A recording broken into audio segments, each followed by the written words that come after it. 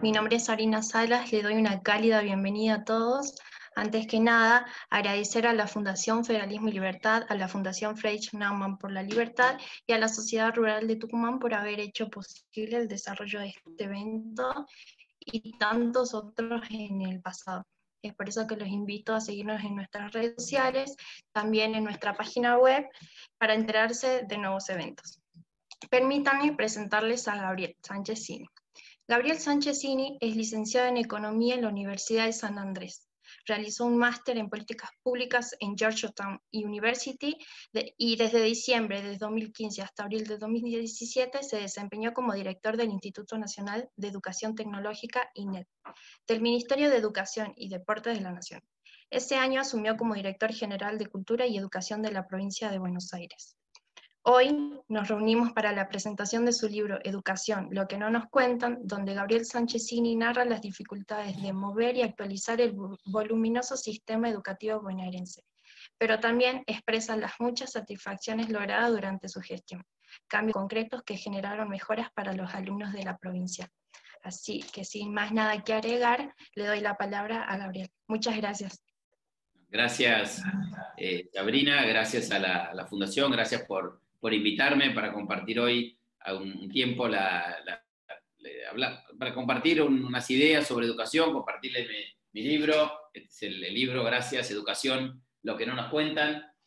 Es un libro que publicamos hace algunas semanas sobre los cambios, la reforma que llevamos adelante en educación en la provincia de Buenos Aires, en los 4 años que María Eugenia Vidal fue la gobernadora. Y en este libro relatamos de qué se tratan esos cambios, pero sobre todo, como decías vos, Sabrina, desde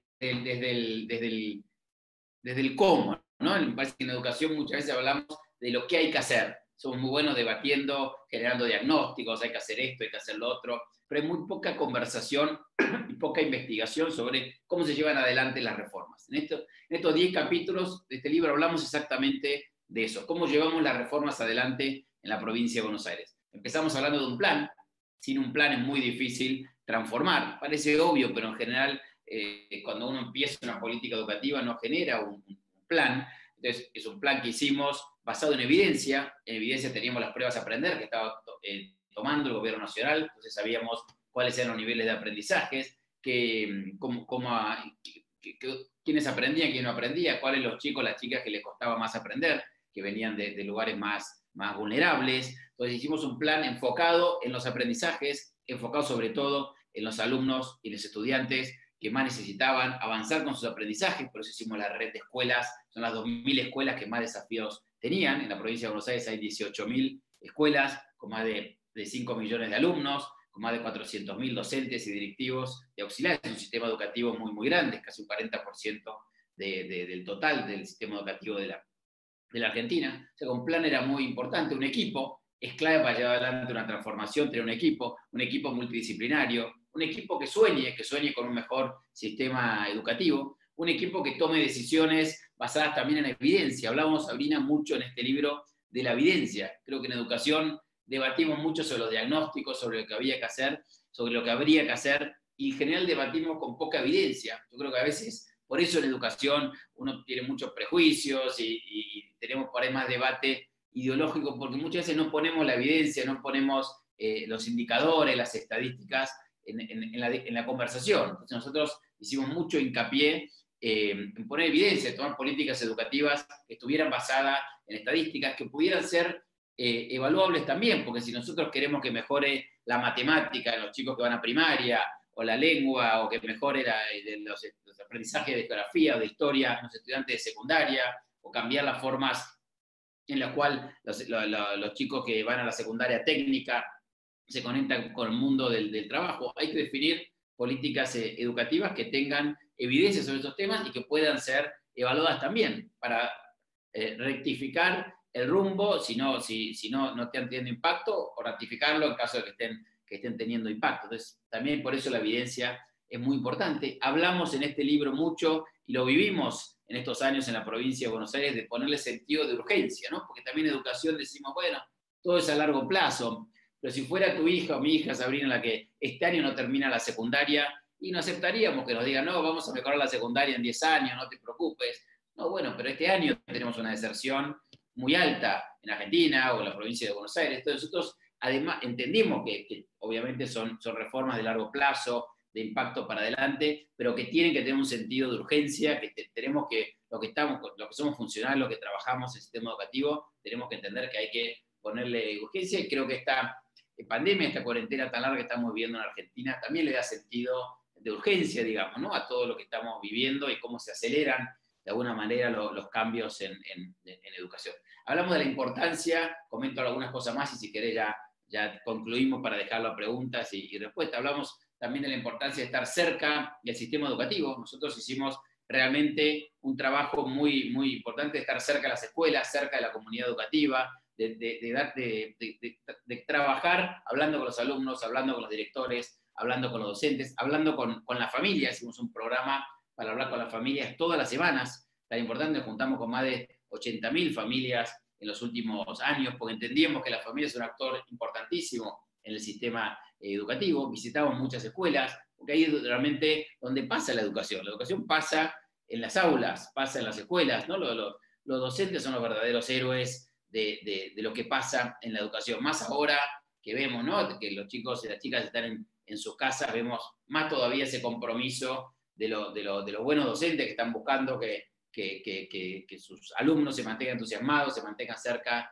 de los aprendizajes, a pesar de lo difícil que es. Entonces, para nosotros estar cerca de la comunidad educativa fue muy importante estos años y hablamos mucho de este libro. Y para terminar estas primeras reflexiones, hablamos mucho también de la importancia de entender que la educación es una política de Estado. Nosotros tenemos que entender que no importa qué espacio partidario esté uno, no importa qué política partidaria uno profese, lo importante es que entendamos que la educación es una política de Estado, y los países que le va bien en el mundo, los países donde uno ve que hay aprendizajes, que la escuela genera movilidad social, genera futuro, genera igualdad de oportunidades, son países que han entendido que la educación es una tarea de todos, que la educación es una responsabilidad de toda la sociedad, y que se han mantenido durante muchos años las mismas políticas educativas. Se han mantenido a lo largo de diferentes gobiernos, aunque cambien los partidos, y creo que eso es importante, lo remarcamos mucho en el libro, tomamos decisiones también mirando esa perspectiva. Por eso ahí también la evidencia es importante, porque si uno hace estas cosas con evidencia, no importa, Sabrina, que vos estés en otro partido o que me vengas a reemplazar a mí en su momento, mira, si la evidencia muestra que estas cosas funcionan, creo que ahí es más fácil generar políticas de Estados y políticas de largo plazo, ¿no? Entonces hablamos también mucho en ese libro, y es así como definimos las políticas educativas cuando estuvimos en el gobierno, ¿no? Así que esos son los temas generales que tratamos en el libro, y si te parece, ahora en los próximos minutos podemos ir conversando con preguntas, respuestas o lo que a vos te parezca. Muchas gracias. Gracias a vos, Gabriel. Ahí tengo un par de preguntas. En medio de todo el problema educativo, ¿por qué en Argentina los padres parecen no aparecer en la problemática, ya que siempre parece una lucha entre sindicatos y el gobierno? Bueno, es un tema muy importante, tiene que ver con lo que hablábamos antes, digamos, ¿no? Me parece que como sociedad muchas veces no ponemos la educación como prioridad. Otra vez, en los países que les va bien, no solamente uno ve que la educación es una política de Estado y que no importa tanto el partido que esté en el gobierno, se siguen haciendo las cosas bien, sino que no lo tenemos como prioridad.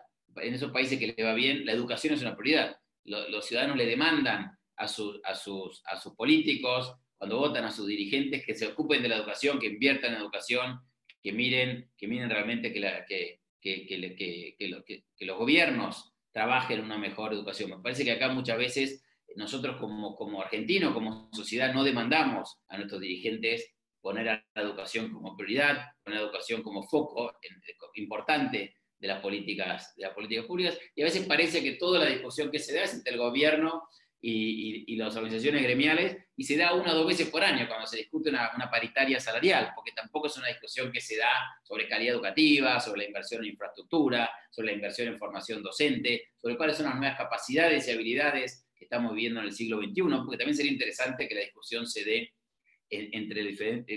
durante todo el año de estos temas también, ¿no? Nosotros hicimos mucho hincapié cuando estábamos en la provincia de Buenos Aires de generar diálogo con las organizaciones gremiales, pero con todas las organizaciones, con la sociedad civil, ONGs, organizaciones del mundo productivo también, porque obviamente es importante escuchar a las organizaciones del mundo productivo. En la provincia de Buenos Aires, que hay 135 municipios, tenemos mucho diálogo también con los intendentes, porque es una provincia muy grande, de muchas escuelas, 18.000 escuelas. Nos parecía importante involucrar a los intendentes también en este trabajo, por ejemplo, con todo el fondo de arreglo de escuelas, llamado el fondo educativo, que lo transferimos a los municipios, porque nos parecía importante trabajar en conjunto con los municipios, porque ellos están más cerca, ¿no? Son la primera entrada, muchas veces el primer lugar de reclamo de un ciudadano, entonces nos parecía importante que ellos pudieran invertir. Así que el diálogo ahí es importante. El diálogo con las asociaciones gremiales es importante, pero no puede ser solamente una vez por año cuando hablamos de paritaria, tiene que ser un diálogo que hable también de calidad educativa, de mejora de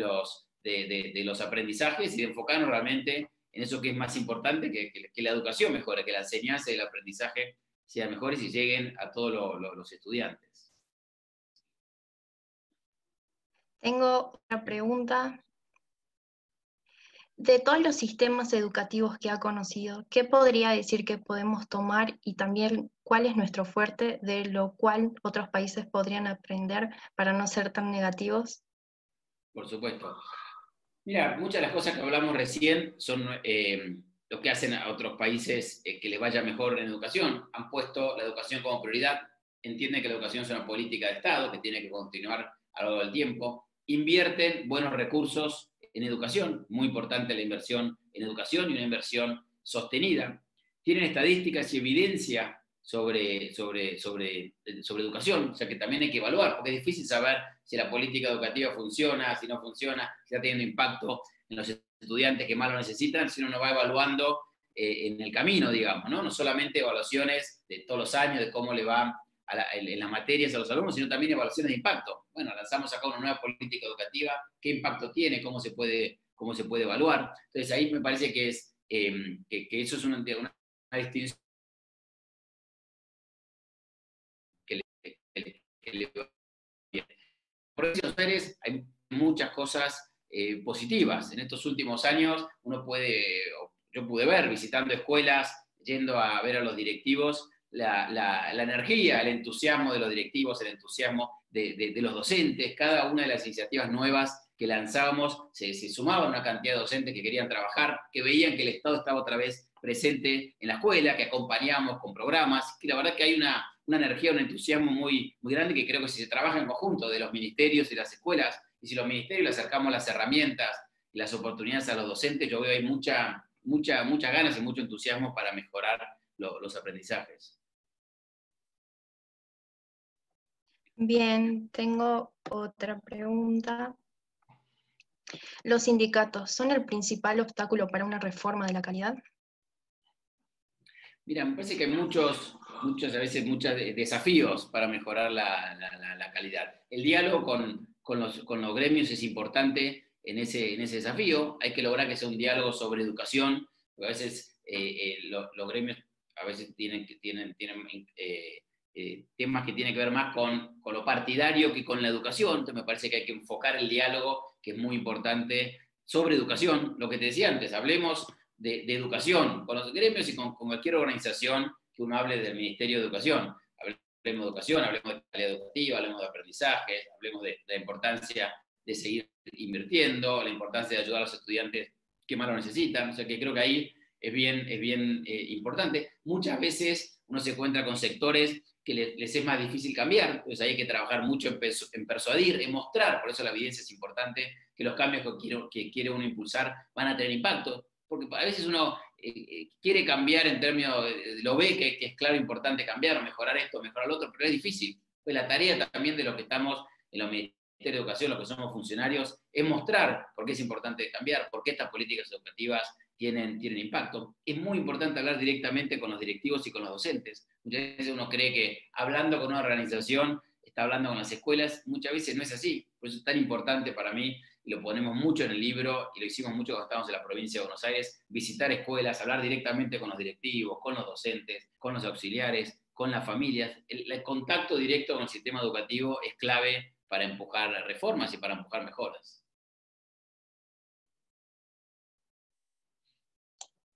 Bien, otra pregunta. ¿Qué política sugiere para evitar la deserción escolar, algo que está ligado íntimamente a la pobreza?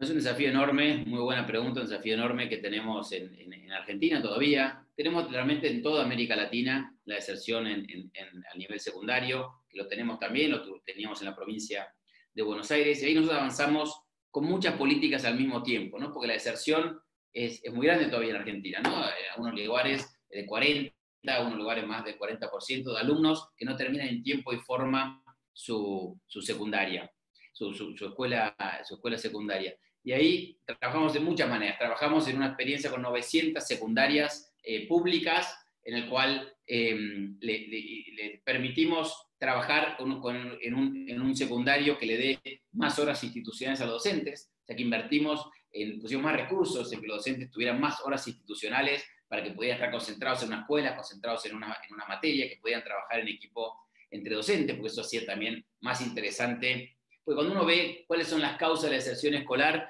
en muchas encuestas y trabajos que se han hecho, hay una multitud de causas. Una tiene que ver con problemas familiares, otra tiene que ver todavía, lamentablemente, porque muchos chicos van a trabajar, otra tiene que ver porque los chicos no encuentran interés o entusiasmo en la secundaria, otro tiene que ver, como decía recién la pregunta, con temas de pobreza, temas de vulnerabilidad. Entonces, si uno quiere trabajar en mejorar la secundaria, tiene que trabajar en todos esos temas. Entonces, uno tiene que ver con hacer una secundaria más interesante, más entusiasmante para los alumnos.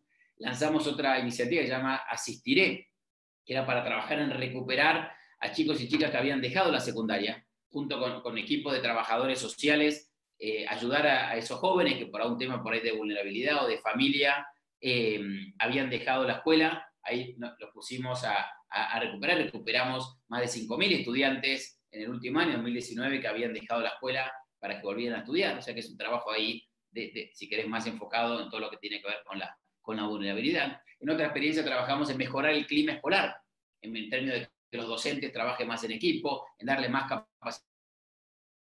capacitación docente. Era un tema muy, muy, muy importante. La deserción empieza en los primeros años del secundario, por eso es clave trabajar en esto en los primeros años, y ahora empieza a haber mucho también modelos predictivos, porque como muy bien decía la persona que preguntaba, la vulnerabilidad muchas veces empieza de mucho más joven que la secundaria, digamos, ¿no? Un estudiante viene de una familia vulnerable cuando empieza tal vez su primaria, digamos, ¿no? Algunos por ahí caen en la vulnerabilidad en secundaria, pero una gran mayoría ya uno puede ver en primaria que esa persona viene de una familia vulnerable, que tal vez no tuvo en esa familia los estímulos, el entusiasmo de los padres, de la madre, para estudiar, o por ahí se salteó el jardín de infantes, ¿no? No fue el nivel inicial, que es clave también para que uno le vaya bien. Entonces uno puede también empezar a trabajar ya en primaria en estos temas, y no esperar a secundaria, que es lo que también estábamos haciendo en la provincia de Buenos Aires, poder ayudar a ese grupo de estudiantes que venían de una vulnerabilidad mayor ya en primaria, a fortalecerlos, a darles las herramientas, a los estímulos, para que se conecten con el mundo de la educación, si no fueron al jardín a nivel inicial, que pudieran avanzar también en consolidar la primaria, cuando lleguen a la secundaria ya tengan más herramientas para que les vaya bien, digamos, ¿no? Así que hay un trabajo muy, muy bueno. Y otro trabajo que para el final de la secundaria es que expandimos mucho todo lo que son las prácticas profesionalizantes, esa oportunidad en los últimos años de secundaria de conectarse con el mundo del trabajo. No solamente las secundarias técnicas, sino en todas las secundarias, porque también la conexión con el mundo del trabajo en los últimos años es estimulante, porque uno puede entender más, mira, lo que estoy aprendiendo me sirve para esto.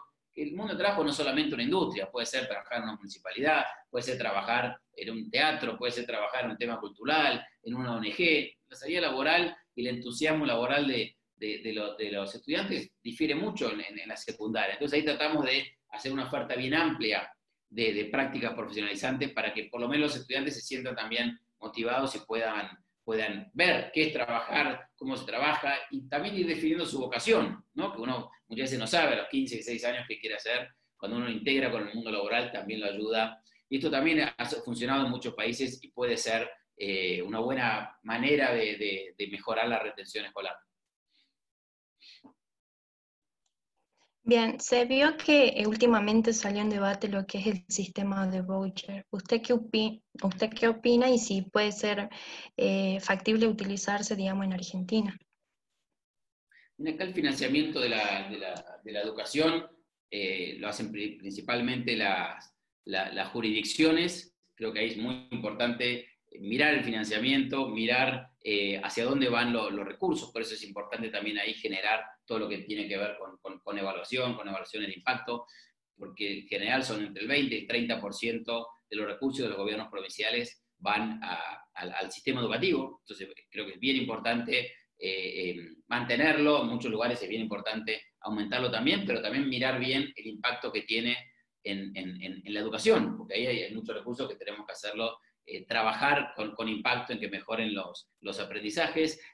Hay un debate en todo el mundo sobre cómo es el financiamiento, cómo es el financiamiento también y los subsidios que hay en la educación privada, ¿no? Porque mucha de la educación privada en la Argentina tiene subsidios del Estado. Así que creo que ahí nos merecemos y creo que hay un lugar ahí para debatir cómo se puede tener más impacto con este financiamiento. Y de luego de esta cuarentena, de esta pandemia, creo que va a hacer falta mucha inversión para muchos, tal vez, alumnos que quedaron rezagados o que no pudieron estar estudiando todo lo que tenía que haber estudiado por falta de conectividad, por falta de internet. Creo que se abre un espacio grande para debatir más sobre este tema, ¿no?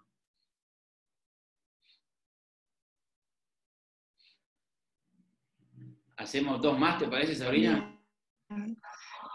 ¿O una más? Dale. ¿Cómo se pueden manejar los planes de inclusión, ya que los docentes nos recibimos sin la preparación necesaria y no tenemos las capacitaciones necesarias?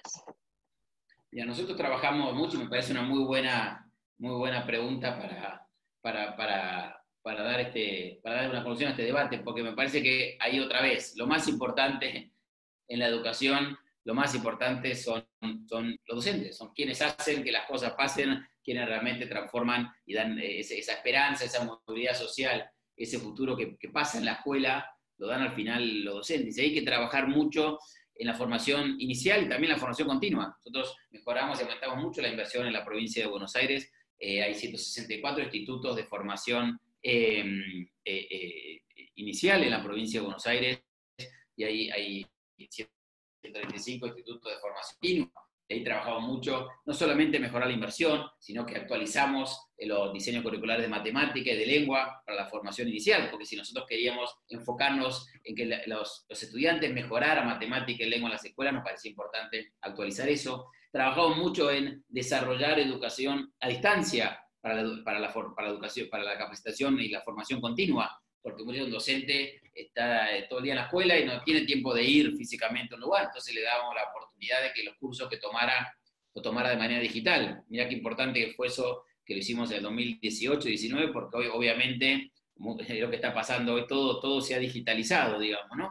Entonces, también nos parecía que es una manera de que los docentes se familiaricen con las tecnologías y que obviamente ahora se hace más importante que nunca. Tratamos de enfocar esa formación continua en las materias y en los cursos que nos parecía fundamental que mejoráramos matemáticas, que mejoráramos lenguas, pero también hicimos mucha formación continua para liderazgo de los directivos. El tema del liderazgo de quien maneja la escuela es muy importante, obviamente, y ahí el director, el equipo directivo de una escuela hace que esa escuela vaya para adelante, que mejore. Entonces trabajamos mucho también en todo lo que es liderazgo de los equipos directivos en la provincia de Buenos Aires, mucha formación en eso, mucha formación en clima escolar, que al final el equipo directivo, el equipo de docentes es un equipo que trabaja en la escuela, entonces era bien importante también generar un buen clima escolar, un buen trabajo de equipo, y entonces trabajamos mucho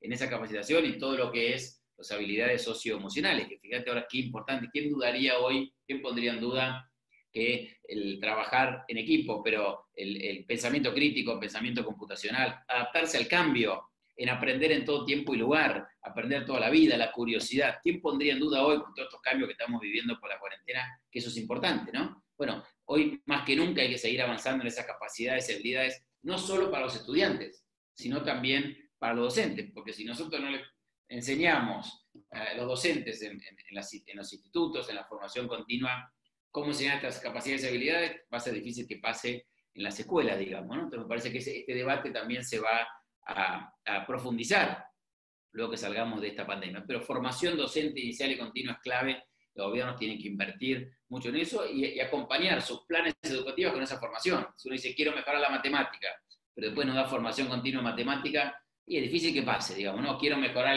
la familiaridad con la robótica. Nosotros hicimos un programa de robótica en las 4.000 primarias y 2.700 jardines en la provincia de Buenos Aires. Ahora, si no dábamos capacitación en robótica, era difícil que los docentes pudieran enseñar robótica, obviamente, o pensamiento crítico. Entonces, me parece que ahí muchas veces la formación va por un lado y la política educativa por el otro. Entonces, creo que ahí los gobiernos tienen que trabajar en que eso esté alineado.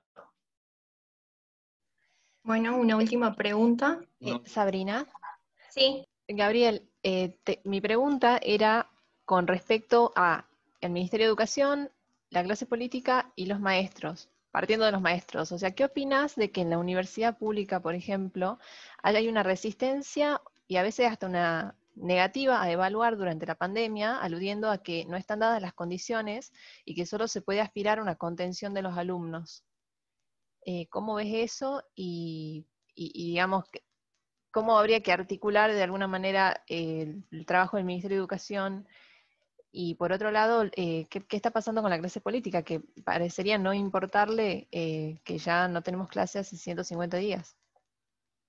Un debate excelente que estás planteando. De hecho, la ministra de Educación de la Ciudad de Buenos Aires, Soledad Cunha, para quien yo trabajo desde diciembre, está impulsando muy fuertemente acá en la Ciudad de Buenos Aires ese debate, y de hecho está planteando la necesidad de, por supuesto, dentro del protocolo, dentro del respeto a todos los protocolos de salud y a los cuidados, de ir abriendo los espacios tecnológicos de las escuelas, ir abriendo las escuelas, sobre todo para los alumnos más vulnerables, que son los que más, obviamente, o menos oportunidades han tenido de aprender en estos meses, porque no están conectados a Internet. Así que planteas un debate muy importante que tendríamos que darnos mucho más en Argentina si realmente valoramos la educación como prioridad. Entonces, me parece que Soledad Cunha está liderando este debate en el país, y lo está haciendo acá en la ciudad de Buenos Aires de una manera muy, muy fuerte, muy concreta.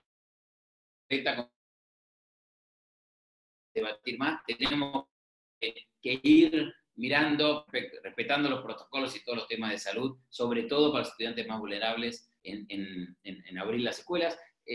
La institución educativa a cualquier nivel es un lugar de contención, pero principalmente tiene que ser un lugar de aprendizaje. Obviamente que hay contención, que en muchísimas escuelas, con todas, se reparte también comida, por lo cual también es una forma en la cual los chicos ahí reciben también alimentación, pero tiene que ser un lugar principalmente de aprendizaje. Obviamente que en los lugares más vulnerables hay muchísimo más de contención, muchas veces, pero tiene que ser un lugar de aprendizaje, porque al final lo único que realmente nos genera movilidad social, progreso, es la educación. Entonces, tenemos que entender que en la institución educativa, sea en un nivel inicial, una universidad, tienen que pasar aprendizajes y tenemos que poder medir esos aprendizajes, cómo los chicos van aprendiendo. Entonces me parece que también esta pandemia y toda la digitalización que está viendo y la tecnología que está para quedarse, me parece, luego de esta pandemia en la mayoría de los niveles educativos, pero sobre todo en los últimos años de secundaria, en la universidad, también nos va a hacer replantear cómo son las formas de acreditar, cómo son las formas de evaluar, porque si la tecnología va a estar tan presente, creo que va a haber también ahí un debate profundo, y creo que es importante también desde la institucionalidad de los gobiernos hablar. Bueno, ahora que la educación digital está para quedarse, que probablemente haya mucha más educación combinada, parte sea presencial, parte que sea digital. Bueno, ¿cómo va a ser la acreditación? ¿Cómo va a ser la evaluación? ¿Cómo va a avanzar la personalización de la enseñanza? La tecnología puede terminar ayudándonos mucho a personalizar. Todo lo que estamos hoy reunidos acá, aprendemos de diferentes maneras, aprendemos a diferentes ritmos. Nos gustan otras cosas. A mí me gusta más la historia, por ahí a Sabrina le gusta más la matemática, a vos te gusta más la geografía. Entonces, hoy pareciera que estamos estudiando todos las mismas cosas al mismo ritmo. Entonces, la tecnología por ahí permite ayudar también a personalizar, también ayudar a personalizar la evaluación, probablemente. Hacer evaluaciones más adaptativas a la capacidad de aprendizaje de cada uno. Creo que eso tenemos que debatirlos en los sistemas educativos, y tenemos que institucionalizar muchos de estos cambios. Me parece que la pandemia genera una oportunidad de hablar de cambios, probablemente genera o acelera la reforma educativa, y sería una lástima que de los gobiernos no aprovechemos para las cosas positivas también que se puede generar, más allá de lo trágico y lo triste de tantos meses de pandemia, pero que sí se pueden generar cosas positivas y que les aprovechemos, digamos, ¿no? Así que con ese llamado a la acción de todos, me parece una muy buena forma de concluir este excelente debate. Les agradezco porque me hayan invitado y espero que todos los que estamos acá, sigamos participando y sigamos priorizando la educación desde el debate y desde la acción también.